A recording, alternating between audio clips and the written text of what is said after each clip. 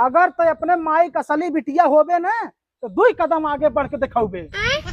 हम अपने माई का असली बिटिया है। 1 2। अगर तो अपने बाप का असली बिटिया होबे तो जौनपुर स्टेशन पहुंच के तो हमें फोन करबे। हम अपने बाप का असली बिटिया है और जौनपुर पहुंच के फोन तो कर दिखाओ। अच्छा सुन और एक बात सुने जो, और अगर अपने दादा के असली नातिन होबे तो जौनपुर से ट्रेन पकड़ के नैहरे पहुंच के तो फोन लगा के हमके बता देबे कि कल्लू पापा हम नैहरे पहुंच गए, तब मानत तो अपने दादा का असली नातिन है। हम अपने दादा का असली नातिन है, जौनपुर पहुंच के अपने नैहरे पहुंच के तुम्हें फोन लगा के बताओ कि हम नैहरे पहुंच गए। जात है कब नहीं आओ तोरे घरी।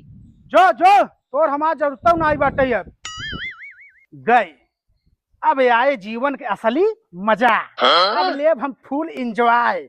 पड़ोसन जिंदाबाद।